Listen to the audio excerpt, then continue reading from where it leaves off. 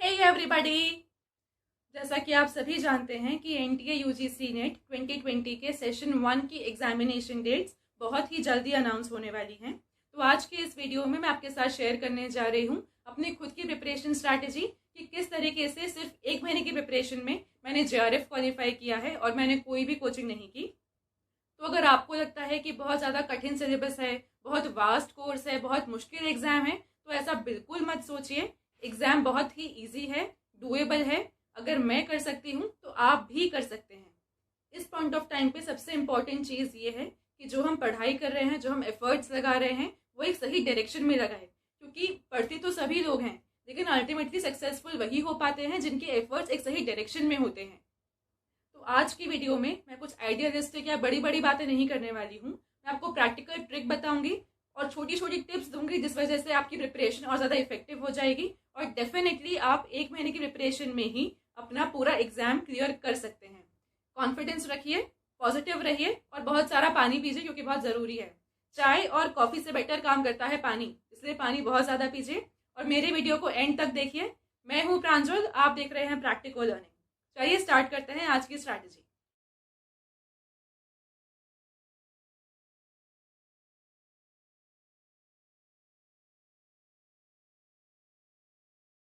हमें दो काम करने हैं। नंबर 1, हमें प्लान करना है।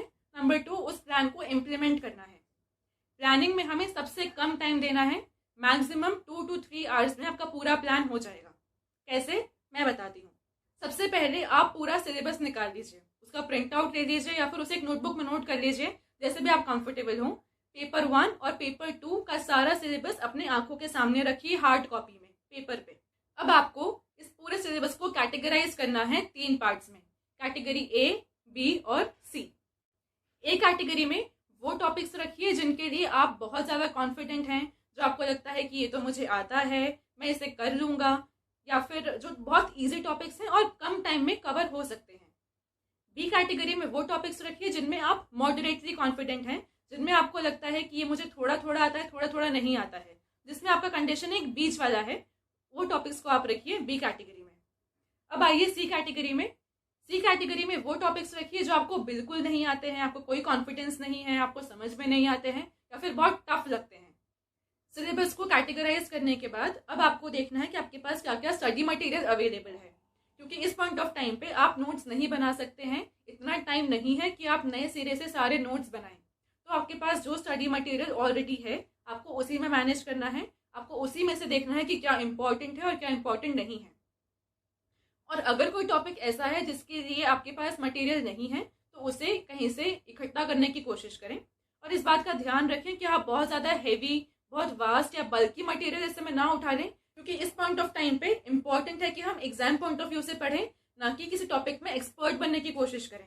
तो जब आप मटेरियल इकट्ठा करें तो कोशिश करें कि वो ज़्यादा वास्ट या बल्कि ना हो और आप 30 डेज में उसे ईजिली कवर कर सकें, उसे पूरा पढ़ सकें। क्योंकि हमारे पास टाइम बहुत कम है और करने के लिए काफ़ी कुछ है, ये बात आप भी समझते हैं। तो प्लानिंग करने के बाद अब हम आते हैं उसे इम्प्लीमेंट करने पे। इम्प्लीमेंट करने के लिए हम क्या करेंगे, 30 डेज को डिवाइड करेंगे 2 पार्ट्स में, 23 + 7। स्टार्टिंग के 23 डेज में हम सारा सिलेबस गो थ्रू करेंगे, उसे अच्छे तरीके से पढ़ेंगे और लास्ट के 7 डेज में हम उसे रिवाइज करेंगे, क्योंकि रिविजन करना बहुत इंपॉर्टेंट है। आप जितनी बार टॉपिक को रिवाइज करेंगे, आप उतने लंबे टाइम तक उसे याद रख सकते हैं। आपका मेमोरी पावर उतना ज़्यादा इंप्रूव होता है और आपका ब्रेन उसे ज़्यादा टाइम तक रिटेन कर पाता है। तो अब देखते हैं कि स्टार्टिंग के 23 डेज में हमें क्या क्या करना है। हमारा फोकस ये रहेगा कि जो टॉपिक्स सी कैटेगरी में हैं वो शिफ्ट होके बी कैटेगरी में अपग्रेड हो जाएं, और जो टॉपिक्स बी कैटेगरी में हैं वो अपग्रेड होके ए कैटेगरी में आ जाएं। इस बात का भी ध्यान रखना बहुत इंपॉर्टेंट है कि जो ए में है वो ए में ही रहे, वो ए से सी में ना चला जाए, क्योंकि यहाँ पे सी कैटेगरी वाले टॉपिक्स आपके लिए बहुत ज़्यादा नुकसानदायक हैं, क्योंकि आप नहीं जानते एग्जाम में क्या पूछ सकते हैं, क्या नहीं पूछ सकते हैं। इसलिए बहुत इंपॉर्टेंट है कि आपको सभी टॉपिक्स का एडिक्वेट नॉलेज हो। तो ऐसा कुछ भी नहीं होना चाहिए जो कि आपके एग्जाम तक भी सी कैटेगरी में रहे। तो कोशिश हमें ये करनी है कि इन 23 डेज में हम सी कैटेगरी को पूरा क्लीन कर दें, उसे 0 कर दें और ए कैटेगरी में मैक्सिमम टॉपिक्स हम डाल दें। और अगर फिर भी कोई टॉपिक ऐसा है जो आपको लग रहा है कि ये तो बिल्कुल ही समझ में नहीं आ रहा है, तो उसे इग्नोर कर दीजिए, क्योंकि एक टॉपिक के पीछे आप बाकी के 50 टॉपिक को इग्नोर नहीं कर सकते। इन 23 डेज में आपको एक काम और करना है कि टॉप की कैटेगरी ए, बी और सी, इन तीनों कैटेगरी के टॉपिक्स को आपको डेली पढ़ना है। ऐसा नहीं कि सिर्फ आज मैं एक ही टॉपिक पढ़ूंगा, सिर्फ एक कैटेगरी पे फोकस करूंगा, ऐसा नहीं करना है। आपको तीनों का बैलेंस बनाना है। किस तरीके से बनाइए वो आप जिस पे कंफर्टेबल हो उस तरीके से आप कर सकते हैं। आपको तीनों कैटेगरी के टॉपिक्स रोज पढ़ने हैं। एक टारगेट सेट कीजिए। जब आप रात में सोएं तो नेक्स्ट डे का टारगेट सेट करिए कि कल मैं ए कैटेगरी से ये पढ़ूंगा, बी कैटेगरी से ये पढ़ूंगा और सी कैटेगरी से ये पढ़ूंगा।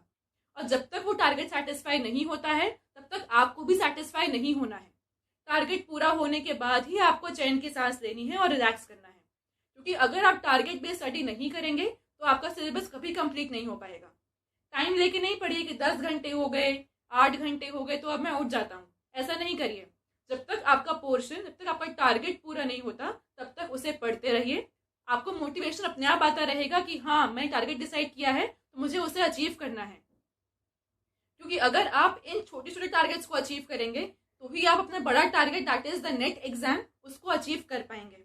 इसलिए बहुत इंपॉर्टेंट है कि आप इन टारगेट्स को डेली बेसिस पे अचीव करते जाएं और आगे बढ़ते जाएं।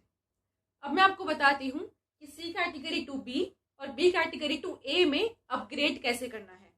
कोई भी टॉपिक पढ़ने से पहले इंपॉर्टेंट है कि उसके क्वेश्चंस को देखिए। एग्जाम में उस टॉपिक पे बेस्ड किस टाइप के क्वेश्चंस आते हैं और एग्जामिनर आपसे किस लेवल का नॉलेज एक्सपेक्ट करते हैं। अगर आपने एक बार एग्जामिनर की एक्सपेक्टेशन को समझ लिया तो आप कम टाइम में बहुत इफेक्टिव प्रिपरेशन कर पाएंगे और आपको उसका फायदा भी मिलेगा।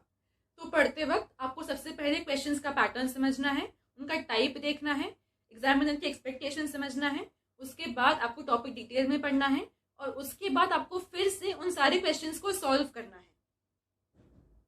क्वेश्चंस को जब आप सॉल्व करें तो आप जो गलतियां कर रहे हैं उन्हें बड़ा बड़ा मार्क करें कि इस क्वेश्चन में मैंने समझने में गलती करी, या यहाँ मैंने ध्यान से पढ़ा नहीं, या फिर मैंने क्वेश्चन पूरा नहीं पढ़ा।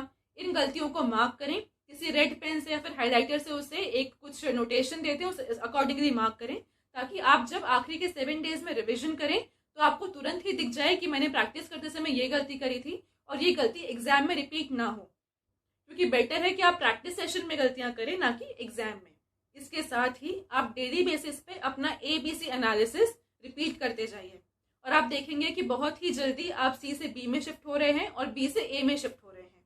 क्योंकि अभी इम्पॉर्टेंट यही है कि हम कोई टॉपिक अनटच्ड ना छोड़ें। हमको सारे टॉपिक्स का एडिक्वेट नॉलेज होना बहुत बहुत ज़रूरी है और ऐसा करने से आपका कॉन्फिडेंस तो बूस्टअप होगा ही और आपका सिलेबस भी कंप्लीट होता जाएगा।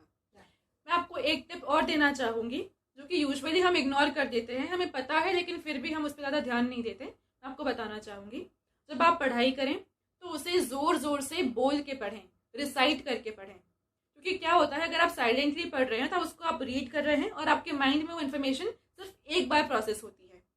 अगर आप ज़ोर से बोल बोल के पढ़ते हैं तो आप उसी इन्फॉर्मेशन को एक बार देख रहे हैं, एक बार बोल रहे हैं और एक बार सुन भी रहे हैं। तो सेम इन्फॉर्मेशन आपके ब्रेन की 3 अलग अलग पार्ट्स में एक साथ प्रोसेस होती है। तो इससे आपको याद रखने में आसानी होती है और आप जल्दी जल्दी याद कर पाते हैं। इसका एक फायदा और है कि आपके आसपास जो आवाज़ें हो रही होती हैं, कुछ टीवी चल रहा है, कहीं गाना बज रहा है, तो उस पर आपका ध्यान नहीं जाता और आप कॉन्सेंट्रेशन से सिर्फ अपनी पढ़ाई पे ही फोकस्ड रहते हैं। तो पढ़ते वक्त इस बात का भी ध्यान रखिए कि आप जोर जोर से बोल बोल कर पढ़ें और अपने गले को ठंडा रखने के लिए बहुत सारा पानी पीजिए। I repeat. तो स्टार्टिंग के 23 डेज में आपको यही स्मार्ट स्ट्रैटेजी फॉलो करनी है कि आप किस तरीके से C से B और B से A में जाएं। काफ़ी बार इसको रिवाइज करने की कोशिश करें और अगर आपको कभी ऐसा लगता है कि डीमोटिवेशन आ रहा है या फिर थोड़ा सा एक नेगेटिविटी आ रही है तो एक काम करिए, पास्ट पेपर्स उठाइए, उन्हें सॉल्व करने बैठ जाइए।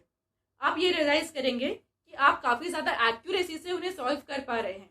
इससे आपको इंस्टेंट बूस्ट मिलेगा और आप दोबारा से पढ़ने के लिए रेडी हो जाएंगे। क्योंकि पास्ट एग्जाम से काफ़ी सारे क्वेश्चंस रिपीट होते ही हैं और अगर क्वेश्चन रिपीट नहीं भी होते हैं तो क्वेश्चन का पैटर्न रिपीट होता है। अगर आप पास्ट पेपर्स में कुछ गलती करते हैं तो उसे भी बड़ा बड़ा रेड कलर से या किसी भी कलर की पेन से उसे अलग से मार्क करिए ताकि आपको फिर से वो रिविजन में काफ़ी ज़्यादा हेल्प कर पाए। और अगर कोई क्वेश्चन ऐसा है जो आपको बिल्कुल समझ में नहीं आ रहा है तो उसे रट लीजिए। हो सकता है क्वेश्चन ऐसा कैसे एग्जाम में रिपीट हो जाए और आपको अपना रटना वाला नॉलेज ही काम आए। जो क्वेश्चंस आपको बिल्कुल समझ में नहीं आ रहे हैं उनका सही आंसर आप याद कर लीजिए। तो 23 डेज के बाद हमारी पोजीशन क्या होनी चाहिए। आपका सी कैटेगरी पूरा एम्प्टी होना चाहिए, मैक्सिमम टॉपिक्स होने चाहिए ए कैटेगरी में।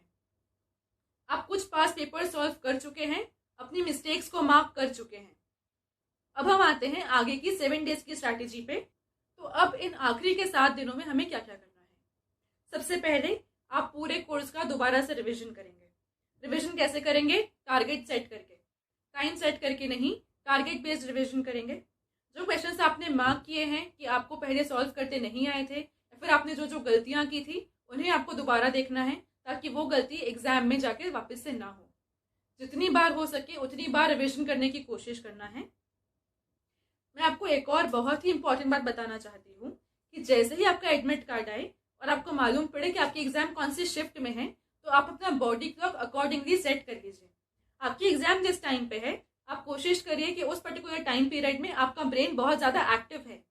उस समय आप अपने 100% एक्टिव मोड में है, फुल कॉन्सेंट्रेशन में है, क्योंकि जैसे आप अभी रहेंगे वैसे ही आपका ब्रेन सेट होता जाएगा और एग्जाम में उसी अकॉर्डिंग आपका ब्रेन काम करेगा। तो कोशिश करिए कि आपका एग्जाम का टाइम सबसे ज़्यादा एक्टिविटी लेवल वाला टाइम हो। अब तक हमने ये देखा कि हमें पढ़ना किस तरीके से है, एक जनरल स्ट्रैटेजी हमने देखी। तो ये थी हमारी 30 डेज की स्ट्रैटेजी। बहुत ही जल्दी मैं आपके साथ शेयर करूंगी पेपर वाइज स्ट्रैटेजी कि आपको पेपर वाइज किस तरीके से पढ़ना चाहिए, और ताकि आप इसे मिस ना कर दें इसलिए मेरे चैनल को सब्सक्राइब करें और बेल आइकन प्रेस करके नोटिफिकेशंस ऑन करें। इस स्टडी प्लान को फॉलो करने के बाद आप में बहुत ज़्यादा कॉन्फिडेंस आ जाएगा, क्योंकि आपका सिलेबस भी कंप्लीट हो गया है, आपने पास पेपर्स भी प्रैक्टिस कर लिए हैं और आपने रिवीजन भी कर लिया है।